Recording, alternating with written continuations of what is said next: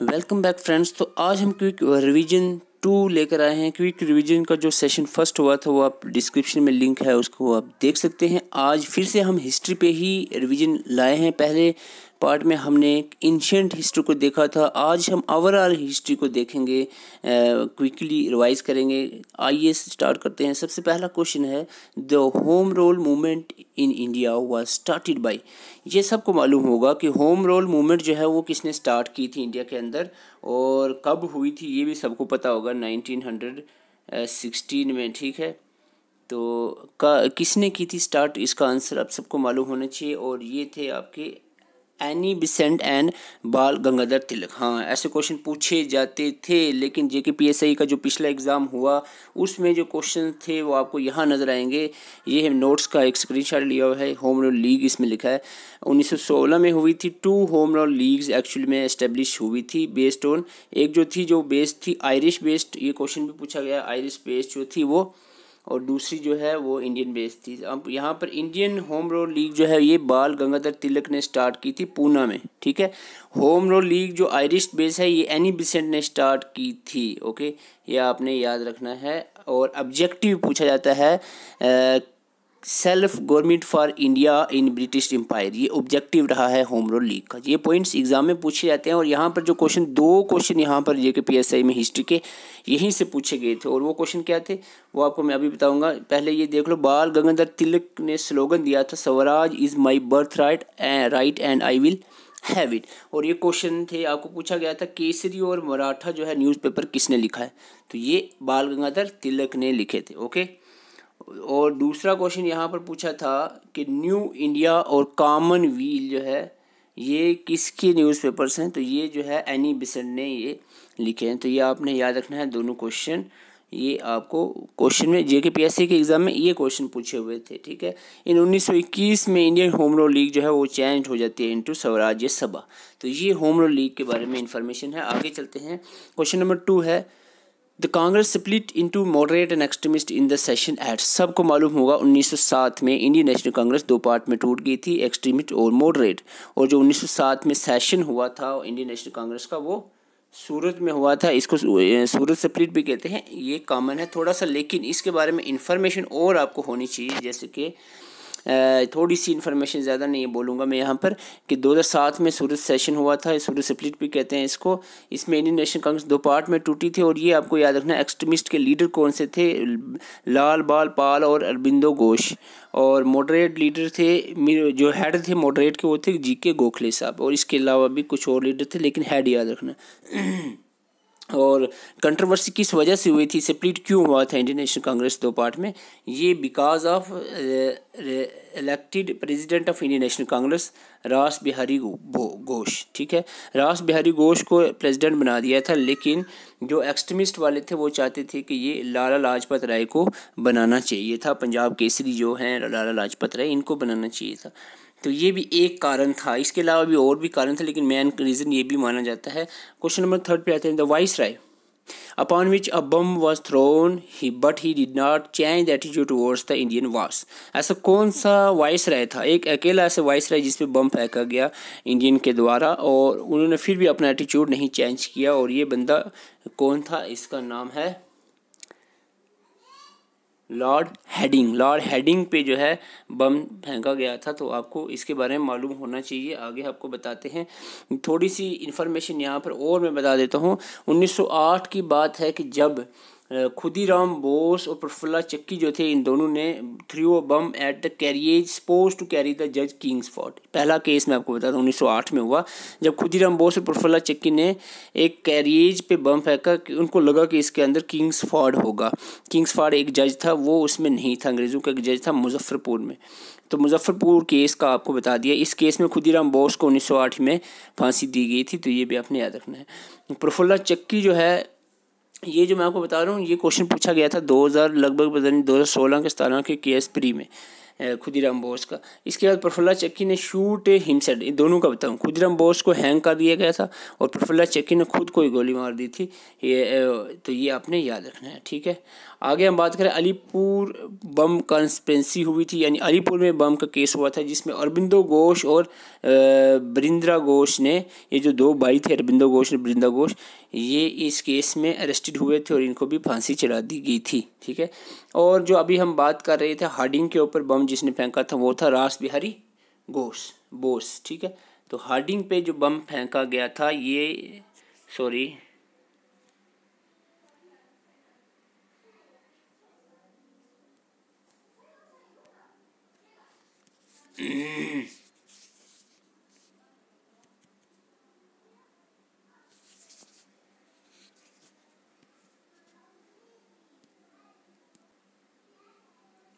Mobile थोड़ा सा हो रहा है हैंग, तो आपको मैं बता रहा हूँ, I am sorry for this disturbance.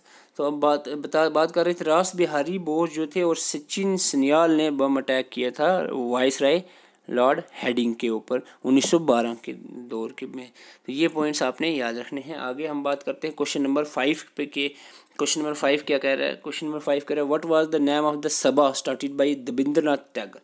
तो रविंद्रनाथ टैगोर ने जो सभा स्टार्ट की थी इसका नाम था तत्वी बोधनी सभा। तो ये इम्पॉर्टेंट है, आपको याद रखना है। आगे बात करते हैं क्वेश्चन नंबर 5 से पहले थोड़ा सा आपको बता दें, सोशल मूवमेंट्स जो होती हैं, सोशल एंड कल्चरल अपराइजिंग आपको पता होनी चाहिए। मैं यहाँ पर बोलूँगा तो काफ़ी लंबा चला जाएगा, तो ये आपकी यहाँ से आप देख सकते हो। यहाँ पर हिस्ट्री की प्लेलिस्ट आपको प्रोवाइड की है, वो भी आप देख सकते हो। मैं क्विक रिवाइज करने के लिए यहाँ पर आया हूँ। ब्रह्मो समाज जो था वो ब्रह्मो समाज राजा राम मोहन राय ने स्टार्ट किया था 1930 में। स्टार्ट कर बोलूँगा मैं यहाँ पर। और एबोलिशन ऑफ सती और विडो रिमैरिज एक्ट जो है ये इनके जो मेन एम रहे हैं। इन्होंने सती को एबॉलिश किया था और आल्सो विडो रिमैरिज एक्ट जो है पास किया गया था इस दौर में। आर्य समाज के जो फाउंडर थे स्वामी दयानंद सरस्वती थे, इतना याद रखना है। और इसके अलावा आर्य समाज का स्लोगन याद रखना है, गो बैक टू वेदास। ये क्वेश्चन पूछा जा सकता है, किसने कहा था गो बैक टू वेदास और इंडिया फॉर इंडियंस। तो ये क्वेश्चन इंपॉर्टेंट है। तो आर्य समाज के फाउंडर स्वामी दयानंद सरस्वती ने कहा था। इसके अलावा हम बात करें रामाकृष्ण मिशन की, तो इसमें स्वामी विवेकानंद फाउंडर हैं रामाकृष्ण मिशन के। और इम्पॉर्टेंट बात ये है कि इन्होंने एक parliament of religion eight Chicago जो हुई थी वो अटेंड की थी, ये भी बड़ा इम्पॉर्टेंट पॉइंट है।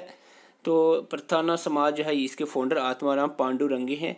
तो ये कुछ पॉइंट्स आपने याद रखने हैं। इसके अलावा धर्मा समाज के फाउंडर जो थे राधाकांत देव थे, ये एक ऑर्थोडॉक्स हिंदूज थे और इनकी जो ये प्रमोट कर रहे थे वेस्टर्न एजुकेशन को और अपोज कर रहे थे एबोलिशन ऑफ सती को। तो ये आपने याद रखना है।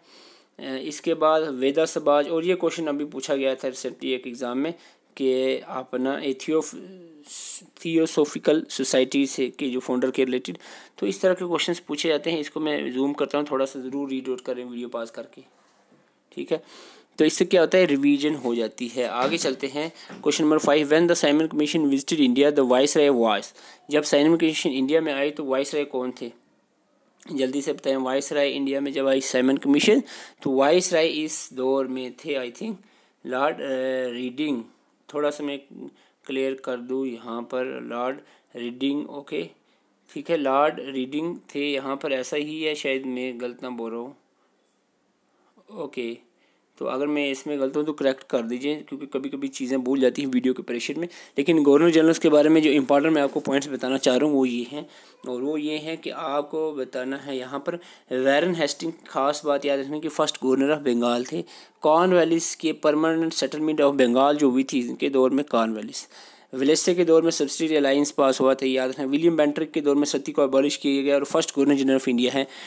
और इसके बाद लॉर्ड डलहौसी के दौर में आपको बताएं डॉक्टर ने फ्लैप्स जो है ये कंसेप्ट याद रखना। और रेलवेज इंट्रोड्यूस हुआ इंडिया के अंदर। वुड्स डिस्पैच एक्ट जो जिसमें एजुकेशन के रिलेटेड है, जिसमें कंपलसरी एजुकेशन कर दी गई थी, इंग्लिश एजुकेशन। तो वुड्स डिस्पैच भी आपने याद रखना है। तो ये आपको चीज़ें याद रखनी है गवर्नर जनरल्स के रिलेटेड। तो इसके अलावा भी कुछ गवर्नर जनरल्स हैं, जैसे चार्ल्स कैनिंग की बात करें, यूनिवर्सिटीज़ ऑफ बम्बई, मद्रास और कलकत्ता इसके दौर में बनी। लास्ट गवर्नर जनरल भी हैं और first viceroy of India भी हैं। ठीक है, ये गवर्नर जनरल या वाइस राय क्या है, ये हिस्ट्री की आप प्ले लिस्ट आप देखकर इसको समझ आए। लॉर्ड लिटन के दौर में वर्नाकुलर प्रेस एक्ट पास हुआ था। वर्नाकुलर प्रेस लिटन के दौर में हुआ था। आपने रिपील का क्वेश्चन भी एक मैंने पिछली बार डाला था, तो सारे लॉर्ड लिटन कर रहे थे, लिटन नहीं, वो रिपन के दौर में। ठीक है, रिपन के दौर में रिपील हुआ था वो, ठीक है, पास नहीं। इसके बाद रिपन के दौर में इल्बर्ट बिल पास हुआ, फर्स्ट कंप्लीट सेंसस हुआ। लॉर्ड डफरिन के दौर में इंडियन नेशनल कांग्रेस बनी 1885 में। तो ये चीज़ें आपने याद रखनी है गवर्नर जनरल। इसके अलावा भी गवर्नर जनरल के रिलेटेड कुछ इंपॉर्टेंट और पॉइंट भी हैं जो आप याद रख सकते हैं। इसके अलावा द रिवॉल्ट ऑफ 1857 की अगर हम बात करें, अवध और लखनऊ से कौन इस रिवॉल्ट को लीड कर रहा था, तो आपको यहाँ पर बताना है अवध और लखनऊ। ठीक है, तो अवध और एंड लखनऊ से this was lead by, specially अगर बात करें लखनऊ की, तो यहाँ पर बेगम हज़रत महल, थोड़ा सा इसमें आपको मैं क्लियर कर देता हूँ। यहाँ से आपने चीज़ें वीडियो पॉज करके इसको रीड आउट कर ले जल्दी से। वीडियो लंबी मैं नहीं अपलोड कर पाता हूँ, इसलिए थोड़ी शार्ट रखता हूँ। तो ये इसको आप ज़रूर वीडियो पॉज करके एक बार ज़रूर रीड आउट करें, नहीं तो आपको ये वीडियो देखने का फ़ायदा कुछ नहीं होने वाला है। ठीक है, रिवीजन किस क्यों कहते हैं, ताकि चीज़ें जो आप देखें उसको ज़रूर उसी वक्त पढ़ लें। तो ये आप ज़रूर एक बार याद कर लो अच्छे से कि किसने लीडर, कहाँ से लीडर ये लीड कर रहे थे और किसने कंप्रेस किया, सप्रेस किया था इस रिवॉल्ट को। तो ये भी आपने याद रखना है, ब्रिटिश और इंडियन के नाम। तो इसके बाद हम द 7 क्वेश्चन पे आते हैं। The first metal to be extensively used by the people in India. बहुत इंपॉर्टेंट और सिंपल क्वेश्चन है। सबसे पहला मेटल जो इंडिया ने यूज़ किया था वो था कॉपर।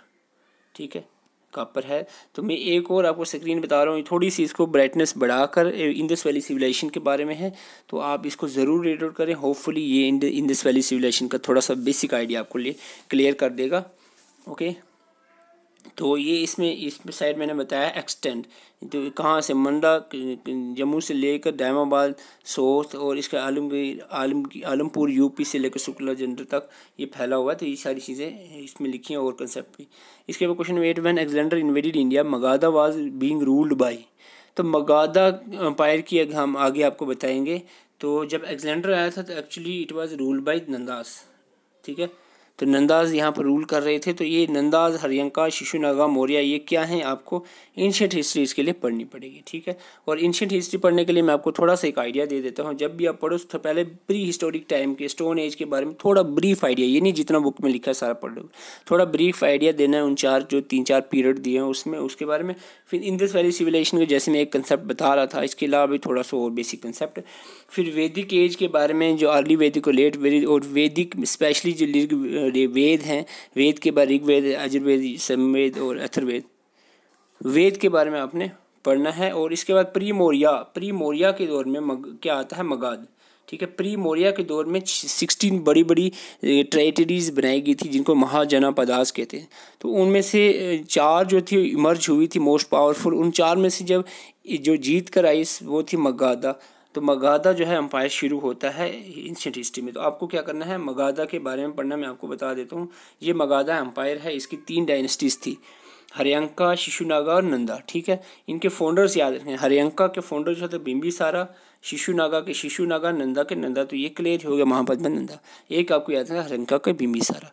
तो इसके लीडर्स भी याद रखना और इनके इवेंट्स, इनके रिलेटेड क्या हैं वो आपको बताएंगे। इसके बाद मगधा एम्पायर के बाद अब एंशिएंट हिस्ट्री में मौर्य के बारे में पढ़ना है। 5 यहाँ पर चंद्रगुप्त मौर्य, इस तरह से 5 आपको लीडर्स दिए होंगे, उसके बारे में पढ़ना है।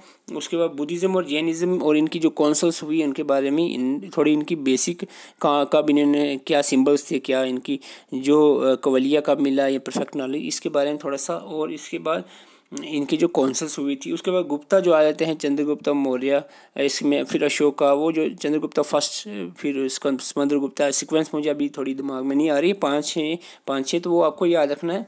उनकी जो बेसिक उनमें क्या क्या काम हुए थे। संगम एज के बारे में थोड़ा, साउथर्न किंगडम और फिर मुस्लिम इन्वेजन्स हुई। तो ये एंशिएंट हिस्ट्री इस तरह से क्लियर हो जाती है।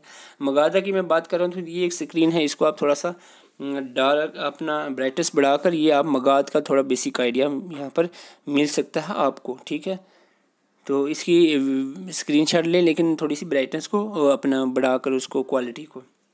आगे हम बात करते हैं क्वेश्चन नंबर 9 पे। Which of the following was not one of the ruling dynasties of south Indian India. South India की रूलिंग डायनेस्टी कौन सी नहीं थी? ठीक है, चोला थी, चेरा थी, पांड्या थी, पलावा यहाँ पर नहीं थी। तो यहाँ पर मैं आपको बता दूँ, ये चोला, चेरा और पांड्या के बारे में आपको क्या याद रखना है, तो आपको यहाँ पर याद रखना है ये। तो इसको भी आप ज़रूर एक बार वीडियो पास करके रीड आउट करें। तो इसमें मैंने कंपैरेटिवली अकाउंट लिखा है। जैसे चेरा जो थे, इनके जो सिंबल थे, इम्बल थे, वो टाइगर था, कैपिटल इनका कावेरीपट्टनम था, और कौन से रीजन में ये राज कर रहे थे? नॉर्थन तमिलनाडु में। ठीक है, और ग्रेटेस्ट रूलर को आप याद रखने की खास ज़रूरत नहीं है। ठीक है, आपको इंपॉर्टेंट क्रॉप याद रखनी, जैसे ये कॉटन इस जगह की इंपॉर्टेंट क्रॉप थी, पांड्या पर्ल्स, ओके, चेरा पीपर्स।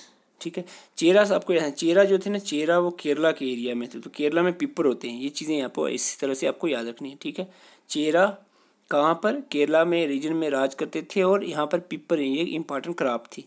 तो इसके अलावा विंजी जो है थी कैपिटल थी इनकी, और बो एंड एरो जो थी ये तो थी सिंबल। तो ये आपने पॉइंट्स याद रखना सिंगम एज के बारे में। Question number last, the greatest historian of the reign of Akbar who wrote the Akbarnama and Ain Akbari. Historian आपको बताना अकबर के दौर का, जिन्होंने अकबरनामा और एन अकबरी लिखा है। सबको मालूम होगा, ये मेडिवल हिस्ट्री का एक क्वेश्चन डाला है। तो ये अबुल फजल हैं जिन्होंने ये लिखा था।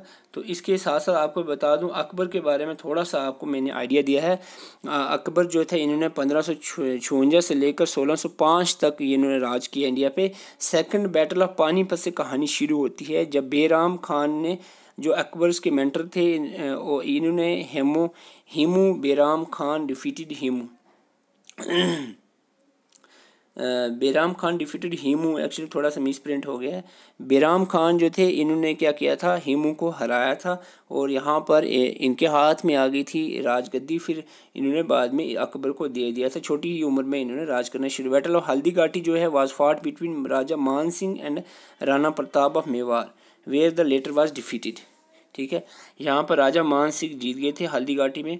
तो इस तरह से राज शुरू कर दिया। एक और इम्पॉर्टेंट पॉइंट है, रल्फ फिंच जो थे, इनके दौर में, यानी अकबर के दौर में फॉरेनर जो आए थे, उनमें एक इम्पॉर्टेंट नाम आपने याद रखना, रल्फ फिंच। ठीक है, तो ही बिल्ड द इबादत खाना, किसने? अकबर की बात कर रहे हैं। अकबर ने इबादत खाना फतेहपुर सिकरी में बनाया।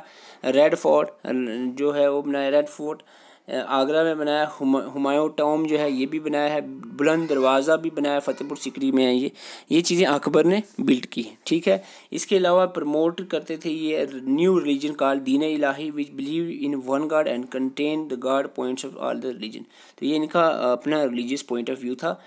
तो इसके अलावा ये इंपॉर्टेंट है कि नवरत्नाज थे। अकबर के दौर में 9 खास बंदे थे इनके दरबार में, और ये 9 बंदों के और इनके काम याद रखने हैं। ठीक है, ये वीडियो पास करके ज़रूर इसको रीड आउट करें। तो this is all about from today. इसका पहला पार्ट आपने देखना है, डिस्क्रिप्शन में उसका लिंक है। इसके अलावा जेके PSI या VLW के अगर आप एस्पिरेंट हैं, चैनल को जरूर सब्सक्राइब करें और प्ले लिस्ट में एक बार जरूर विजिट करें। Thank you for watching.